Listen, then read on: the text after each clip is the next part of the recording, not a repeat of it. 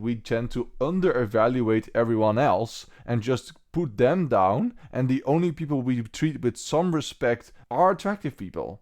I am going to take a wild guess that you are an amazingly gorgeous human being because you are subscribed to the channel.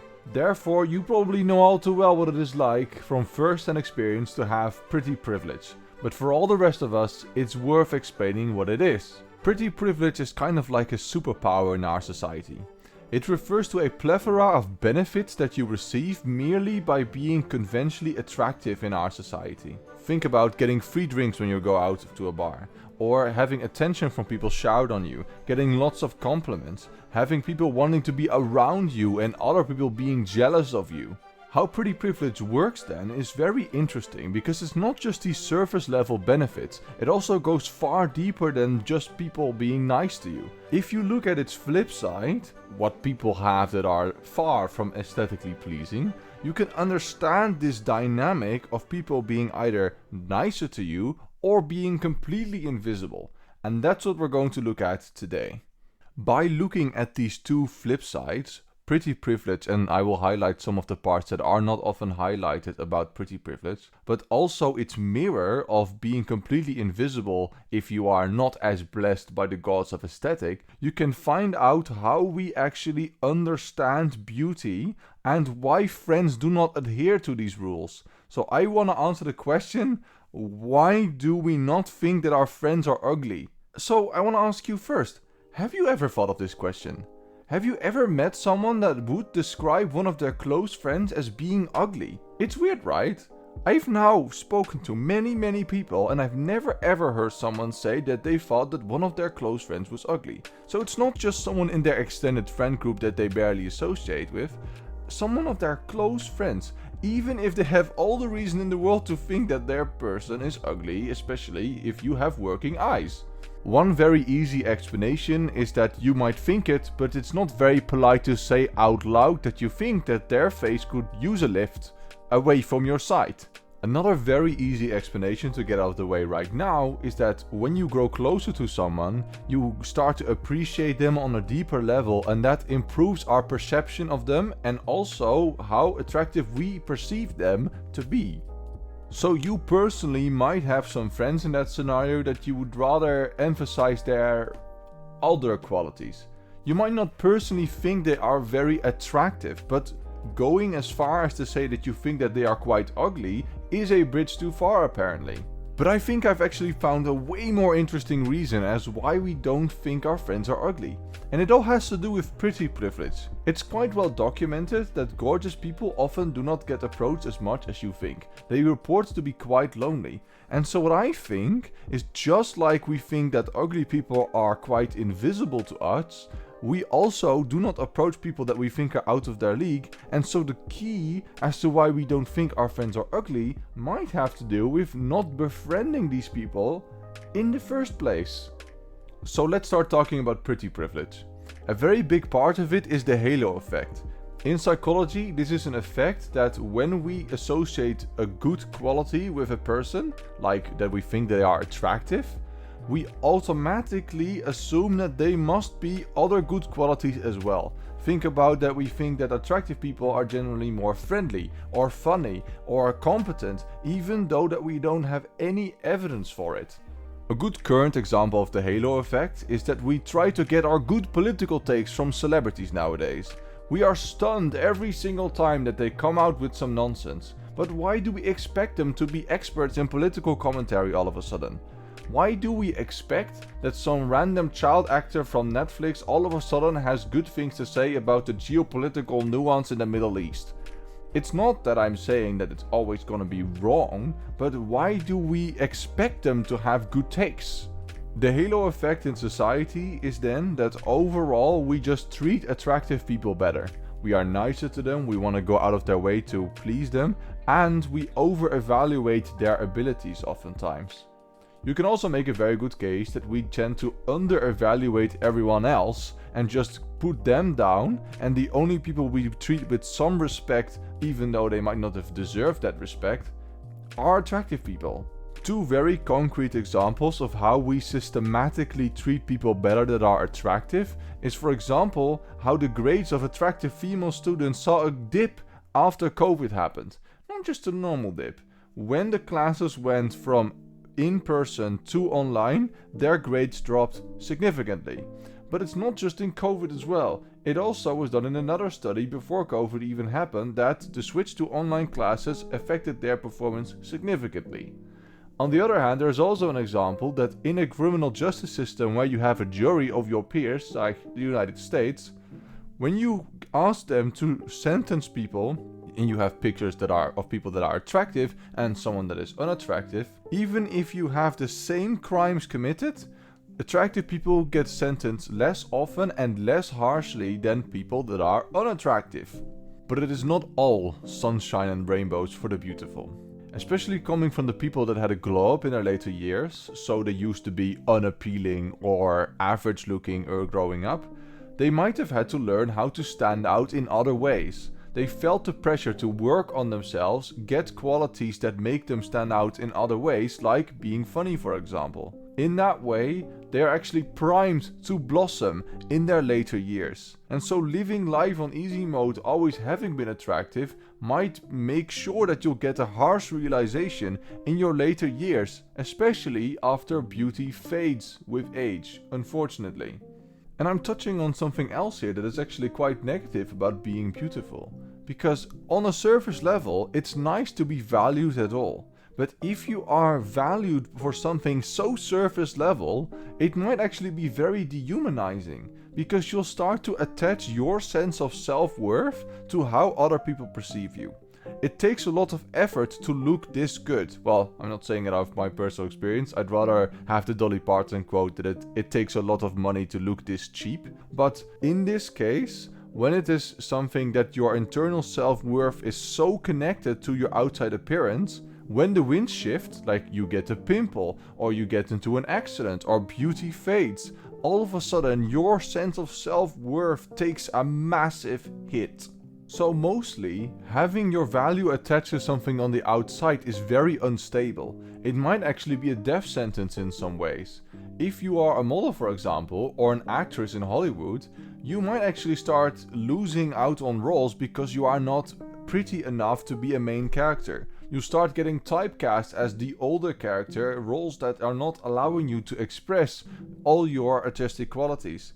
And so lots of older actors in Hollywood have talked about how they not only are objectified, but they'll start losing out on many roles as they age. I walked in and his son was sitting there very excited that he'd brought in this new actress. And the father said to his son, "Que bruta. You know, why do you bring me this ugly thing?" Saying, "I'm sorry, I'm not beautiful enough to be in King Kong." Another part of pretty privilege worth highlighting is that it's very much gendered. The way that we perceive pretty privilege in men and women is quite different, and so how we treat them is very different. Think about how femininity and beauty are way closer connected than we think with beauty and masculinity. And so, women are held to a higher standard of beauty. They're all marketed with these makeup products, for example, to keep up their appearance. And we might not even take them seriously if they are either too beautiful, or might not even talk to them if they are not beautiful enough. And a larger part of beauty is then femininity. For men, they are valued on other things other than beauty. So it's nice to be beautiful, but if you are, for example, muscled or rich or funny or successful or have your life together, all of a sudden there are more ways that we as a society consider manliness to be other than beautiful. When it comes to femininity, traditionally women are expected to be these pretty delicate little flowers, caretakers, to sit there passively and just submit and be obedient. Of course, this is an exaggeration, but none of these qualities have anything to do with something that they had developed over time, and so beauty is just a larger part of femininity. For women then, it's not that beauty is something that you just express yourself to and separate yourself from other women, it's also a prerequisite to even be listen to and show your other sides. I've heard many interviews of one of the most important comedians, especially female comedians, Joan Rivers. She was one of my personal favorites, and I've seen interviews of her that she talks about how she was never taken seriously, even though behind the scenes all of the other late night hosts told her that she was hilarious, but they wouldn't take a chance on her because she was just not pretty. And so she was a big deal because she was great at what she did, but people wanted women to still be pretty to be even put on TV. Don't be kind. You know what I mean? I was ugly as a child, I was ugly as a teenager, and I'm a puke now. That's why my sex life is so bad. My husband says he won't touch me on religious reasons. He's Jewish and I'm a pig. And so quite counterintuitively, when beautiful people report that they are quite lonely, it always surprises me. When they open up a dating app, they'll find that they'll have hundreds of matches. So why do they report to be so lonely? I think that is because beauty is the first and inescapable hierarchy in people. And that means then that we cannot escape comparing ourselves to and being compared to one another when it comes to how we look. So that means that beauty separates us in this pyramid. That some people are better off on the top, lots of people are and some people are better looking with the lights turned off. The problem with any hierarchy, like I keep repeating, is that it divides us based on arbitrary characteristics, but they have very real consequences. Think about what it means to be on the top of the pyramid, for example. The only connections that you can really have with people that are equals are with other very attractive people that you might have nothing in common with. Even though I think you are probably a gorgeous human being, most of us plebeians are usually in the middle of the pyramid, like looking. When we then think of the gorgeous people, sometimes we think that they are out of our league or we don't approach them in the first place. If we do, lots of people are actually just clout chasers and want them because it looks good on them or being with them. And so having connections on the vertical axis of the pyramid, having connections with people that are above or below you is something that we generally don't do, or that they stay quite surface level. But the same can unfortunately be said for unfortunate looking people as well. When you think about beauty then, and you have gorgeous people that we think are out of our league, we also have on its flip side people that we consider to be beneath us in this department. And it's not even that we mean bad with that, we just overlook them. They're invisible to us in many ways, and so that's actually very dehumanizing as well. And so when we go back to the halo effect, if we say that gorgeousness and hideousness are two sides of the same coin that we observe outside of us, the same benefits that we give people that are good looking are also things that we overlook in unfortunate looking people. And that is super sad, because the unfortunate looking people then have to do way more to get noticed and even valued as an equal. And to show why this hierarchy really has big effects on just both beautiful and unfortunate looking people, think about our patience with people. I generally would consider myself to be quite patient, but I also know that unfortunately it's different for different kinds of people. When we consider how we treat people that are attractive, usually when they make a screw up, we laugh with them and we just give them the benefit of the doubt, and our image of them does not get tainted. But the moment that someone that does something that is ugly to us, all of a sudden our patience is quite limited. We expect them to perform at a high level, or otherwise our image of them is going to deteriorate way quicker. And so, just like respect, we tell people subconsciously to know their place. Our patience is limited to people that we consider beneath us, and our patience is seemingly infinite for people that we see as above us. And this is in any hierarchy.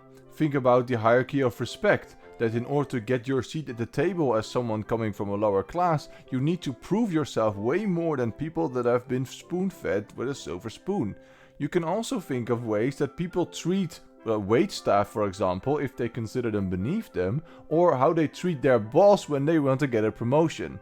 The thing about hierarchies that is generally it's just shit that we make up. We derive value from it, that we are somehow better or worse than other people. But especially when it comes to beauty, it is mostly in your mind. Of course, there are beauty standards out there where we compare each other to on a societal level, but very beautiful people still have their insecurities about their looks, because you can never reach the top.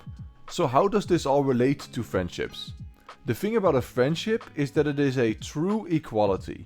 You want to befriend people that you consider like you, people that you can empathize with, try to see the world through their eyes, and that are like-minded in many ways. So, in order to get to an equality, you're going to look at people that are on the same level of the pyramid as you. And when it comes to beauty then, the first thing that you have, and first impressions, we put people in a box that we consider to be above or beneath us. Think about people saying that on first impression you thought that they looked like a bitch. It's we put them in a box to put them away. Or thinking that you are nothing special and therefore they wouldn't even like you anyways. All of these things show that both above and below us, the interactions that we have with these kinds of people are quite limited. Sometimes even purely on what we can get from them. Like wanting to get a promotion, so you suck up to them, or trying to get status by being friends with them, but not actually connecting on a friendship level that you should as a equality. But thankfully, after getting to know people, the pyramid of beauty becomes completely irrelevant. Amongst friends you are equals and therefore you do not compare each other on beauty. And so, once you start appreciating someone on a deeper level, you get to learn how human they are, with all of their flaws and all of their insecurities. And that's great, because everyone is an equal human comrade at the end of the day. In the initial stages, it takes quite a bit of time and energy to get past the hierarchy of beauty. But once you do, you might be surprised by all of the beauty that you might find in that person that has nothing to do with their attractiveness. So my advice here is that if you are in doubt whether this person might like you in the first place, whether you're insecure or not, just walk up to them. Maybe they'll get a friendship going that you might have never expected. Once you start to explore what this person is on a human level, you'll start to find them as they are, in all their glory and their insecurities and their flaws. And that's great. You'll realize just how much you are alike, and you might end up appreciating parts about this person that nobody else will. So the reasons as to why you don't think your friends are ugly, other than the basic ones that we started talking about, is that if you approached them and you were secure in your looks, then the beauty hierarchy was not relevant at all. Or you can say that you thought that the people that you befriended were at the same level of the hierarchy as you. Or you can think about the idea that if you had a positive idea of them on one quality, that influences your perception of their attractiveness in other qualities as well. Or when you think about friendships, you do rub off on one another, and so what would it say about you if you considered them to be ugly? And so all in all, the takeaway is that beauty is great, but it also divides people, and it is an impossible hierarchy to reach the top of and maintain your status of. And therefore, what you can do is try to appreciate people for their inner beauty mostly. Act like there is no hierarchy, and being equally kind and interested in people at every level of the pyramid. Who knows what you'll find out? Being equally kind to people is just a generally good rule of thumb. I think we are all better off without the stupid hierarchy anyway, because then you can start connecting to everyone. At the end of all of it, I hope that you realize that I am not saying by making this video that I am in fact pretty. Absolutely not in fact. But I would say that I want people to have more and better connections to everyone. And I personally catch myself making many of the mistakes that I talk about in the video with the beauty hierarchy. That I put people in boxes and, for example, swiping away too quickly when someone is not quite attractive. Or when the quality of the video is not that great, like maybe you think this video is. But what I then do is I hope I try to catch myself in the act and go back to it later and actually do give people the time of day. I can say all of these things and advise you on it, but it's very much a work in progress. I still openly admit that I liked a movie because an actress was easy on the eyes, even though the movie might not be quite good. Thankfully though, it's not all bad. I was raised to always be equally kind to everyone, so that is a good start, I guess. As for you, I hope that you enjoyed this video. You gorgeous person. Like and subscribe, leave down in the comments whether you have any experience with pretty privilege or even being overlooked, or whether you think your friends are in fact ugly. Please leave your comments down below, share with people that you like, because then we can grow a community of wholesome people. And if there's nothing further, I've got a video on the screen right now that I think you would really enjoy, especially the most recent series about emotional intimacy in creating better connections. And please click on it so that actually the algorithm thinks that I am doing good content. If there's nothing further, I'd love to see you in the next one.